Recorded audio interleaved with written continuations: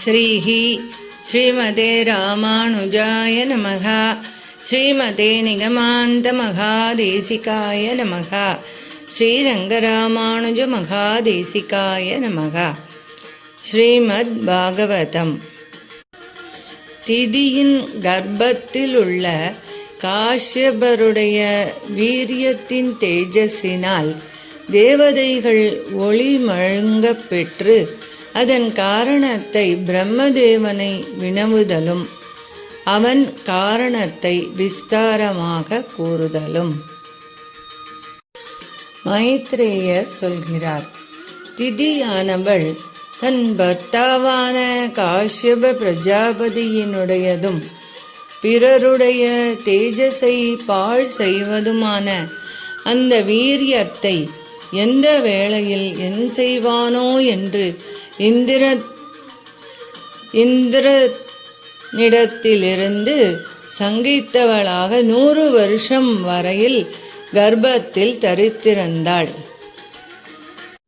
அந்த கர்ப்ப தேஜஸினால் உலகம் முழுவதும் சூரியன் முதலிய வெளிச்சமெல்லாம் மழுங்க பெற்றதாயிற்று. லோகபாலர்கள் அனைவரும் தமது பிரபாவமெல்லாம் பாழடைய பெற்று திசைகளெல்லாம் இருள் மூட பெற்றிருக்கையில் இது கிழக்கு இது மேற்கு என்கிற விவேகம் அற்றவராகி பிரம்மாவிடம் சென்று அவனுக்கு இந்த அவஸ்தையை தெரிவித்தார்கள். தேவதைகள் சொல்கிறார்கள், வாரீர் வல்லமை அமைந்த பிரம்மதேவனே, நாங்கள் இப்பொழுது எந்த காரணத்தினால் மிகவும் பயந்திருக்கின்றோமோ அதை நீரே அறிவீர். நானும் உங்களை போன்றவனே, ஆகையால் எப்படி அறிவேன் என்றால் சொல்கின்றோம். நீர் காலத்தினால் தீண்டப் பெறாத ஞானம் உடையவர். உம்முடைய அறிவு காலத்தினால் மழுங்கப் பெறுவதில்லை.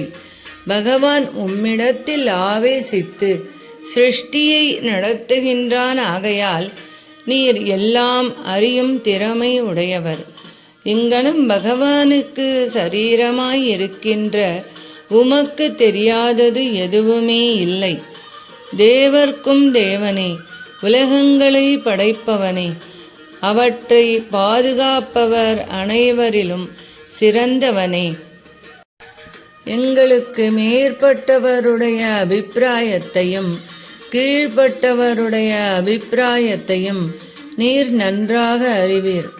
தேவ மனுஷ்யாதி நாம ரூபங்களுக்கு இடமாகி காரிய தசையை அடைந்த ஜகத்திற்கெல்லாம் காரணன் நீரே.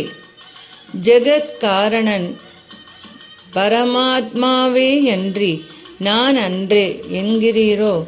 ரஜோகுணத்தை முக்கியமாக உடைய பிரம்மதேவனை சரீரமாக கொண்டு உலகங்களை படைக்கின்ற பரமாத்மா நீரே.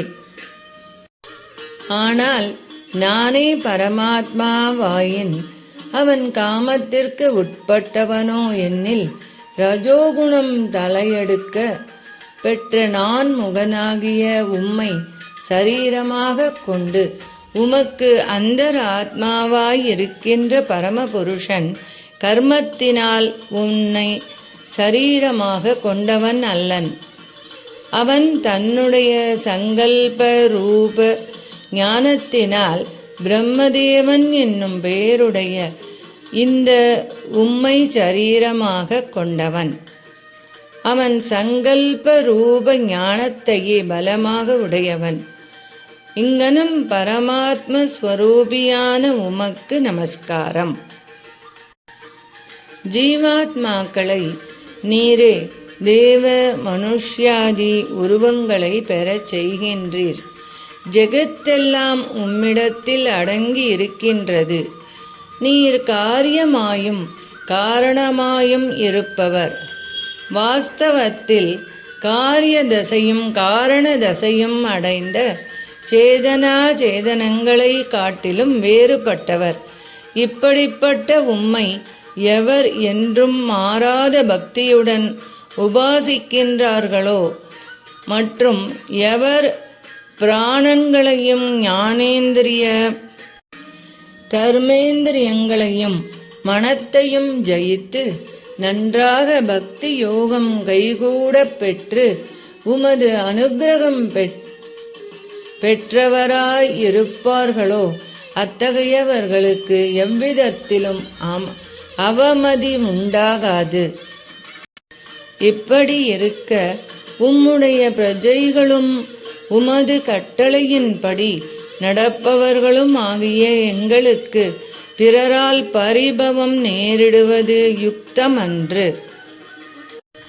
வேதம் என்கிற உமது வாக்கினால் சமஸ்த பிரஜைகளும் தாமணி கயிற்றால் பசுக்கள் போல் கட்டுண்டு உமக்கு அதீனங்களாகி பூஜை செய்கின்றன. இங்கனம் மேன்மையுடைய உமக்கு நமஸ்காரம். உம்முடைய சம்பந்தம் உடைய நாங்களும் உம்முடைய ஆக்ஞையை தொடர்ந்தவருமாயிருப்பவர்களுக்கு பிறரால் பரிபவம் நேரும்படி நீர் பார்த்து கொண்டிருப்பது யுக்தமன்று. வாரீர் மிகுந்த மகிமையுடையவரே.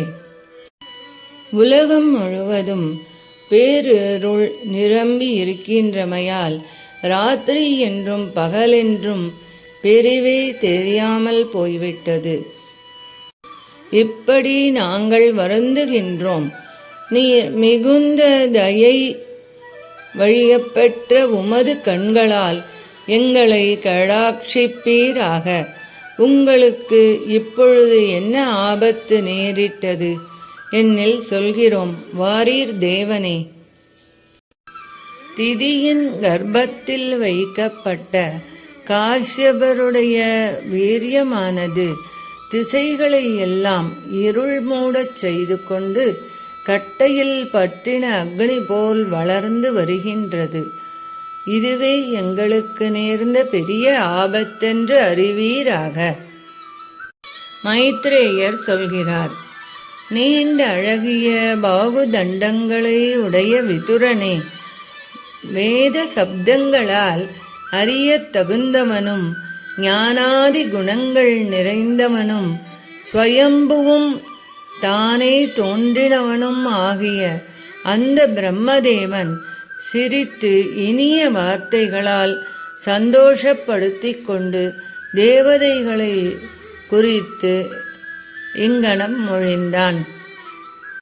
உங்களுக்கு முன்னே சனகாதிகள் விஷ்ணு லோகத்திற்கு போனார்கள். அந்த விஷ்ணு லோகத்திற்கு வைகுண்ட லோகம் என்றும் பெயர் உண்டு. இந்த வைகுண்ட லோகத்தில் வாசம் செய்யும் புருஷர்கள் அனைவரும் ஒரு பலனையும் எதிர்பாராமல் தர்மத்தை ஆதரித்து அதனால் பரம புருஷனை ஆராதிக்கும் தன்மையுடையவர். அவர்கள் எல்லோரும் பகவானுடைய ஆகாரத்தை நிகர்த்த ஆகாரமுடையவர். இவ்வுலகத்தில் கேவலம் சாஸ்திரத்தினால் அறியக்கூடியவனும் ஞானம் சக்தி முதலிய குணங்கள் நிறைந்தவனும் ஜகத்திற்கு முக்கிய காரணனும் சர்வ பரனும் ஆகிய பரமபுருஷன் ரஜோகுணமும் தமோ குணமும் தீண்டப் பொறாமல் சுத்த சத்வமயமான திவ்ய மங்கள விக்கிரகத்தை தரித்து தன்னை சேர்ந்தவர்களை மனக்களிப்புறச் செய்து கொண்டு வீற்றிருக்கின்றான். இவ்வுலகத்தில் நிஸ்ரேயசம் என்னும் பெயருடைய ஒரு வனம் இருக்கின்றது. அவ்வனத்தில் அந்தந்த ருதுக்களில் எவ்வகையான புஷ்பங்களோ காய்களும் பழங்களும் விளையக்கூடியுமோ அவை எல்லாம் எக்காலத்திலும் மாறாதிருக்க பெற்று மிகுந்த சோபை அமைந்திருப்பவைகளாக இருக்கின்றன. மற்றும் இவ்வனத்தில் மந்தாரம், குருக்கத்தி, மருதாணி, நெய்தல், செண்பகம், அரணம், புன்னை, நாககேசரம், மகிழ், தாமரை, பாரிஜாதம் ஆகிய இவை எல்லாம் துளசியை ஆபரணமாக அணிந்த பகவான் அந்த துளசியின் கந்தத்தை வெகு மதித்திருக்க கண்டு அந்த துளசியின் தவத்தை கொண்டாடுகின்றன. இவ்வனத்தில் உள்ள பாரிஜாதாதி விருட்சங்களும் நெய்தல் முதலியவைகளும் நன்மணமுடைய நமது புஷ்பங்கள் இருப்பினும் பகவான் துளசியை அணிந்து அதை வெகுமதிக்கின்றானே.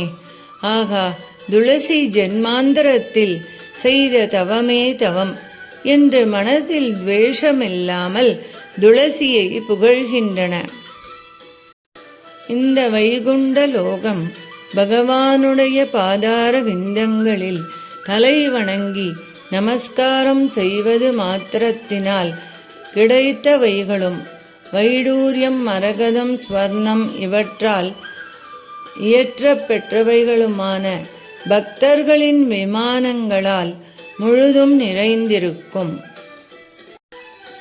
சிறந்த உருவம் உடையவளும் சிலம்பு தண்டையால் பாதங்களை ஒலிக்கச் செய்கின்றவளும் ராகம் முதலிய தோஷங்களும் அற்றவளும் ஆகிய ஸ்ரீ மகாலட்சுமியானவள் இந்த வைகுண்ட லோகத்தில் ஸ்படிக ரத்தனங்களால் இயற்றின சுவர்கள் உடையதும் அழகுக்காக இடையிடையில் ஸ்வர்ணத்தினால் அலங்காரம் செய்யப்பெற்றதுமாகிய பகவானுடைய கிரகத்தில் விளையாட்டிற்காக கையில் ஏந்தின தாமரை மலருடன் அந்த ஸ்படிக ரத்னமயமான சுவர்களில் பிரதிபலித்தவளாகி தன் கையிலுள்ள தாமரை மலரால் அந்த சுவர்களை துடைத்து சித்திரம் செய்பவள் போல் புலப்படுவாள்.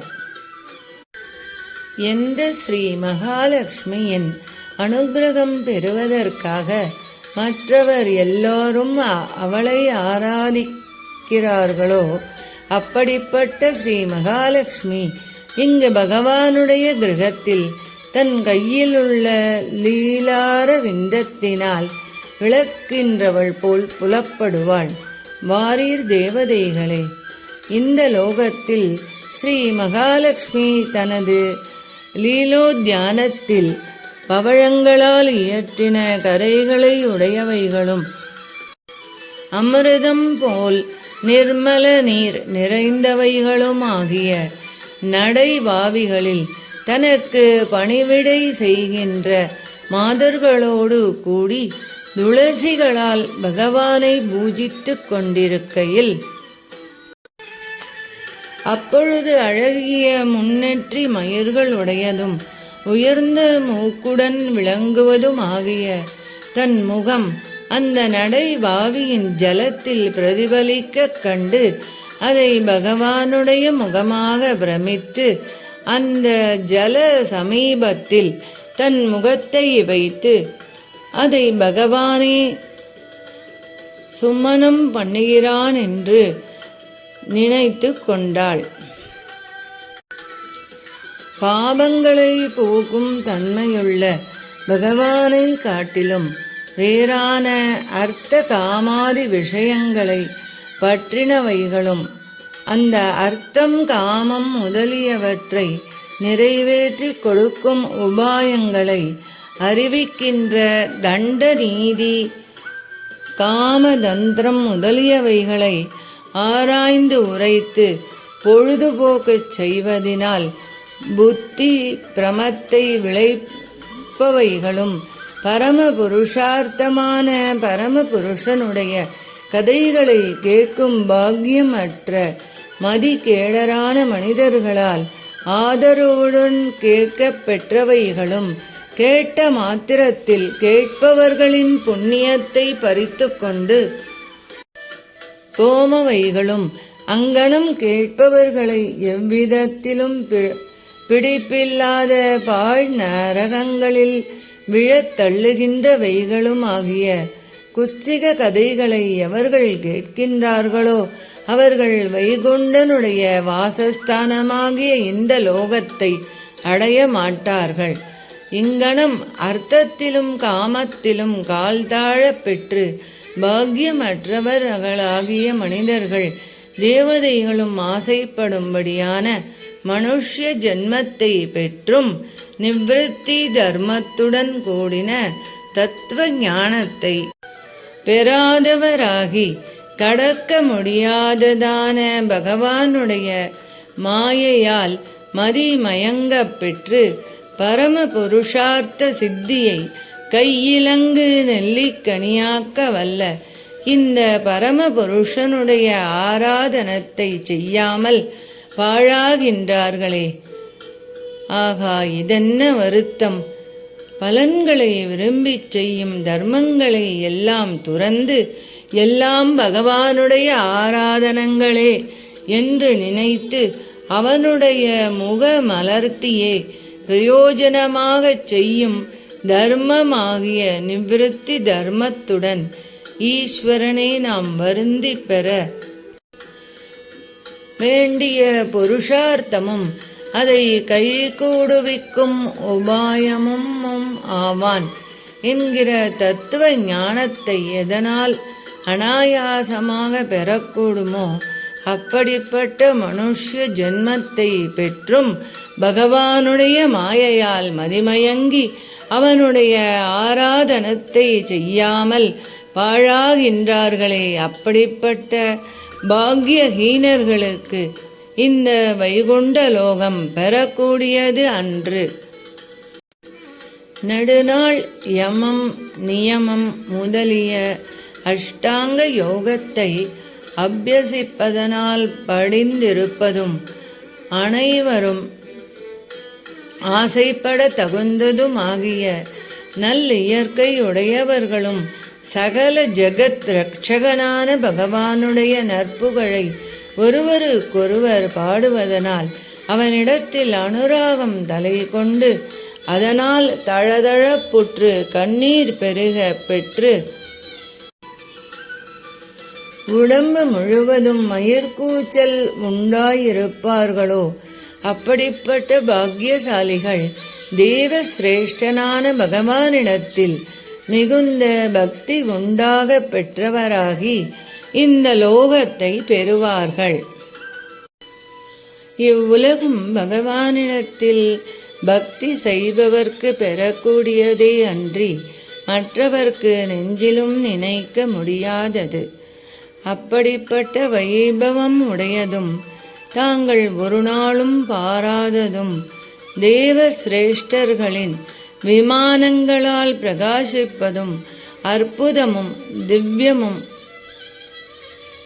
அமானுஷமாயிருப்பதும் சமஸ்த லோகங்களாலும் முக்கியமாக வெகுமதிக்க தகுந்ததும் ஜெகத்குருவான பரமபுருஷனால் நித்திய வாசம் செய்ய பெற்றதுமாகிய அந்த வைகுண்ட லோகத்திற்கு சனகாதி முனிவர்கள் தமது யோக மாயா பலத்தினால் யோக மகிமையால் கிடைத்த ஆச்சாரிய சக்தியாகிய அனிமாதி ஐஸ்வர்ய பலத்தினால் சென்று நிரம்பவும் சிறந்த சந்தோஷத்தை அடைந்தார்கள்.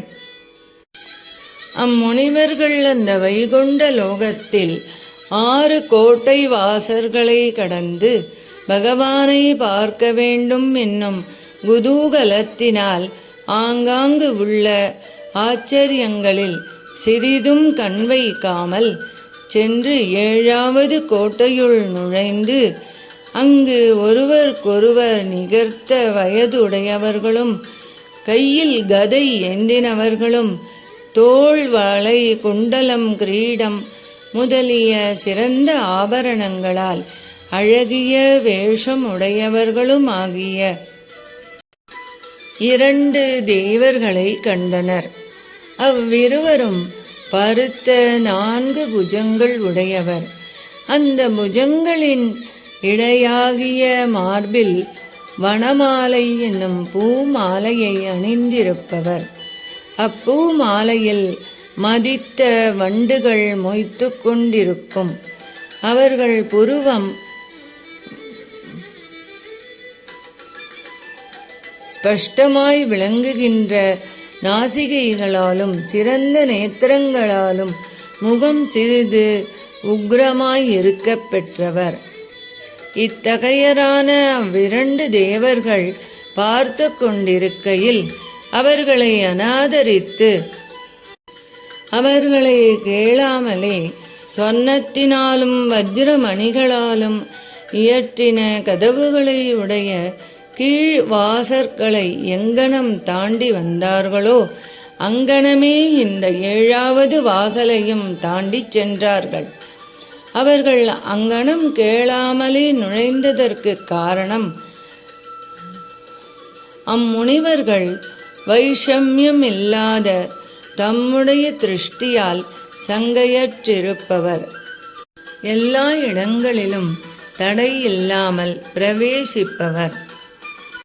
அம்முனிவர்கள் ஜீவாத்ம ஸ்வரூபத்தையும் பிரகிருதி ஸ்வரூபத்தையும் ஈஸ்வர ஸ்வரூபத்தையும் நன்கறிந்தவர்.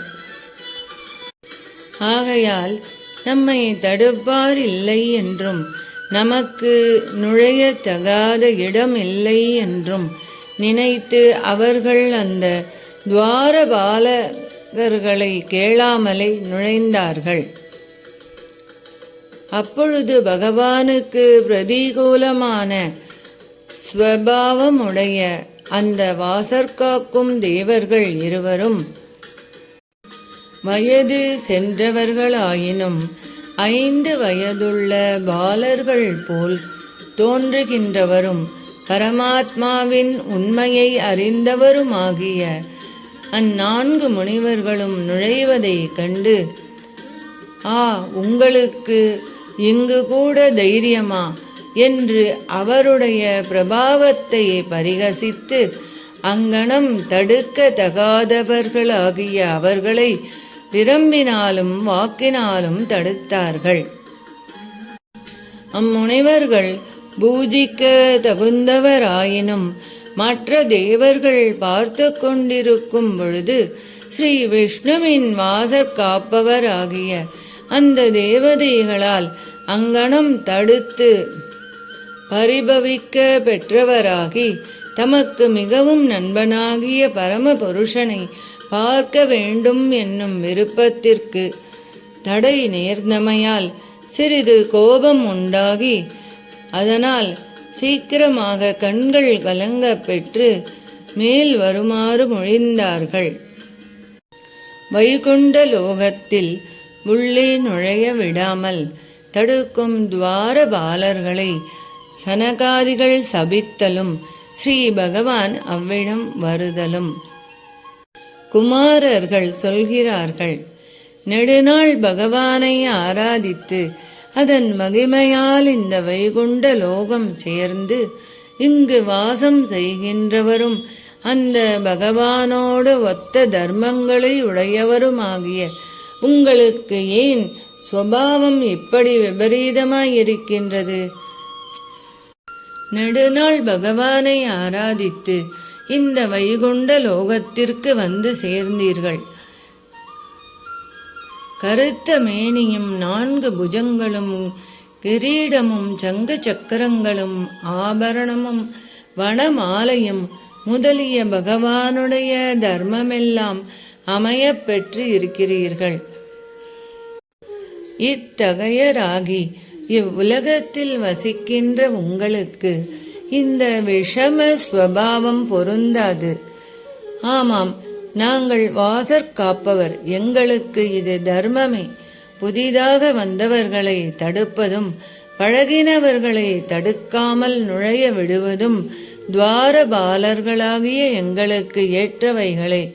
இல்லையாயின் எங்கள் மேல் பிரபுவின் தண்டனை வருமே என்கிறீர்களா?